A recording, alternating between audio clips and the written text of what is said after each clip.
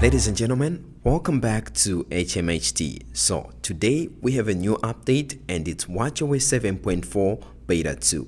Now at the time I'm recording this video, this update is only available to developer beta testers only. So hopefully when I launch or publish this video, it's available to public beta testers, or in the following 2 days it should be available to public beta testers. Now as you can see here, for me on my Apple Watch Series 6, the update size was actually 247 megabytes, and I'm actually updating from watchOS 7.4 beta 1. If you're updating from an older version of watchOS, say watchOS 7.3, then you might see a bigger update size compared to what I have here. But if you're on beta 1, this is the average update size. It's around 200 megabytes.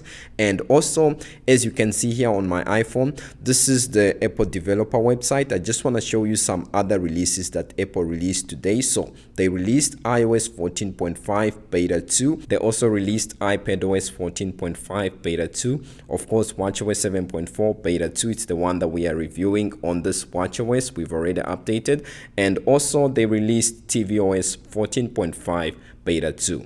It's interesting to note that there was no macOS Big Sur 11.3 beta 2 that was released, so I'm expecting this update tomorrow or by latest on Thursday this week. Let's go into seeing what changed with this update in terms of the software changes. If we go into settings and then go to general and then go to the about, you can see the new build number that we have, 18T5159F. Now the F that you see here is actually better than the K that was there before on beta 1. So in a sense, we took 5 steps in the positive direction with this watchOS 7.4 beta 2. Now if we also go to see some of the storage being taken up by this update, so we go to where it says usage right there, and it just takes a moment to load since this is the first time that I'm doing this. And as you can see here, the available storage is 23.2 gig, and before that it was actually 23 gigs, so I gained about 200 MBs. And then the used space, as you can see, is 3.3 gig, and before that it was actually 3.5 gig. The used space has decreased and the available space has increased. Now let's get into the new features and changes that came with this update. That's the most interesting segments of this updates, because many people long for new features and changes. And the first one, according to the release notes of watchOS 7.4 beta 2, in the release notes we actually have a new feature that has to do with SF symbols. So you now get a default accessibility label automatically from a curated list of descriptions. So this means that if you actually go into the settings and go to your accessibility, you won't be able to see much because this has actually been automatically incorporated, but you actually get a better simplified layout for user interface elements, which you can implement for various apps, and also layout for the system preferences and settings. That is a good thing. It's not one that I use often, so I can't really say much about it, and it's not something that's interesting actually because it's automatic, right? And then also something that changed with this update, if we go to the Apple Watch application on the iPhone here, go to settings and then go to accessibility, you can actually see that we have a new menu here that has to do with headphone notifications. So as you can see what it says here, if you turn this on, it means that headphone notifications will be enabled for your Apple Watch, and your Apple Watch would send you notifications. Now since I just turned this on, it's not something that you're going to see right away. It's going to take time when I use headphones, and it basically says to protect your hearing, Apple Watch sends a notification if you have been listening to loud headphone audio for long enough to affect your hearing. This is something that's good. I'm going to be leaving it on and hopefully I get these notifications. I don't use headphones often, but this is something good to see that has been implemented with this update. Now if we go into the Watch app on the iPhone and go to the software update page, general and then software update, you can see that it checks for an update and then it will say your watch is up to date, watchOS 7 7.4. We no longer have the green check mark or the check mark that used to be there. Just to show you how it looked like this. So you would go there and then you would see watchOS 7.4, and then if your watch is up to date, you would see this symbol. So that has actually been removed with watchOS 7.4 beta 2. I actually like the old one because, you know, the green check mark, you can easily tell without even having to read this.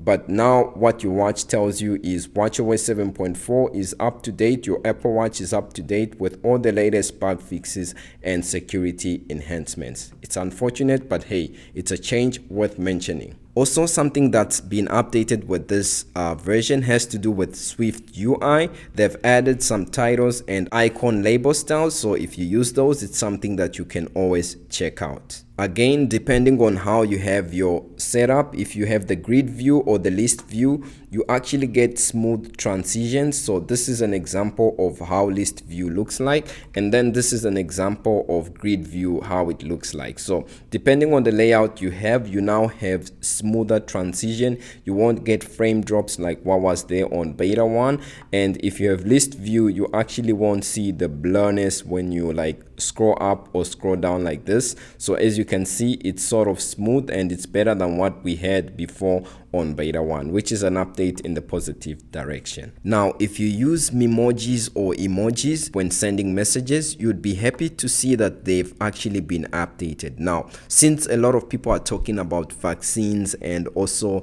like first aid or something like that, this has also been updated, this emoji that has to do with the vaccine. So if you click that, you can see the vaccine, and these are actually some of the updated emojis that came to iOS 14.5, and they are actually there on watchOS 7.4 beta 2. The headphones have been updated. You now have a wide variation, and also the injection that you see here, or the vaccine, no longer has the blood droppings. Before, it used to have blood droppings. That was a little bit creepy, but as you can see, it's been updated on iOS 14.5 and also on watchOS 7.4. The heart has also been updated. If you go into your messages and try to type a new message, you actually be able to see all these emojis. And just to show you some other emojis that changed, as you can see, these are some others. You have these climbing here, and then you have all these that have been updated. In a total, there's about 217 new emojis. On the watch, it's sort of hard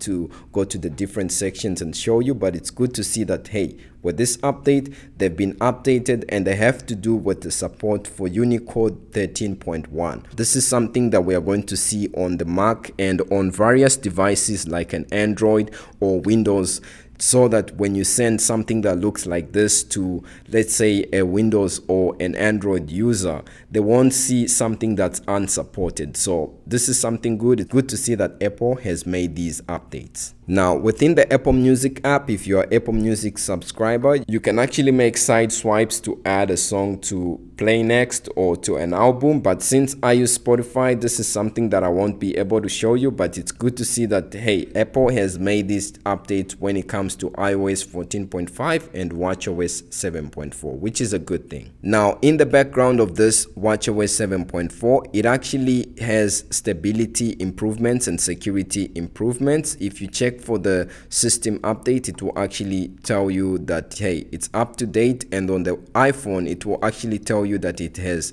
the latest bug fixes and security enhancements. So those are things that you won't be able to see. And usually if there's a serious security issue that Apple is trying to cover up or resolve, they won't talk about it until like the update is public and available to everyone. But in the background of this update, there's actually better stability, and as you can see, most of the apps are working as they're supposed to, and functionality is smooth.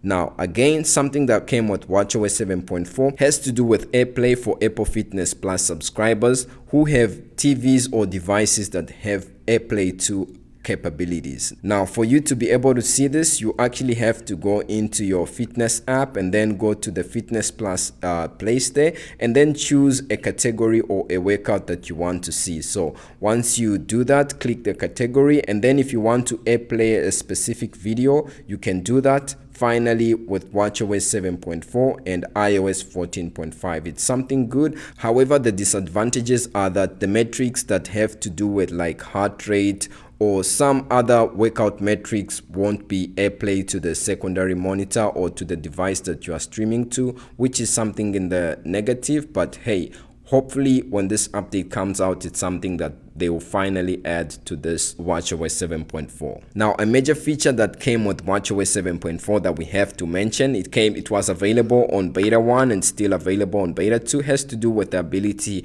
to unlock your iPhone whilst wearing a mask when using your Apple Watch. So if you go into your settings and then go to where it says passcode and Face ID right there, put in your passcode, just like that, you can now go down and actually select an option that says unlock with Apple Watch. So unlock with Apple Watch, and then these are the requirements. Just make sure you have obviously watchOS 7.4 and iOS 14.5, and also you have risk detection and a passcode on your Apple Watch, and you'll be able to unlock your iPhone whilst wearing your Apple Watch and wearing a face mask, which is something good. It's good to see that Apple is thinking about health and security during these hard times where almost everyone is wearing a mask every day. Now, these seems to be the new features and changes that came with watchOS 7.4 beta 2.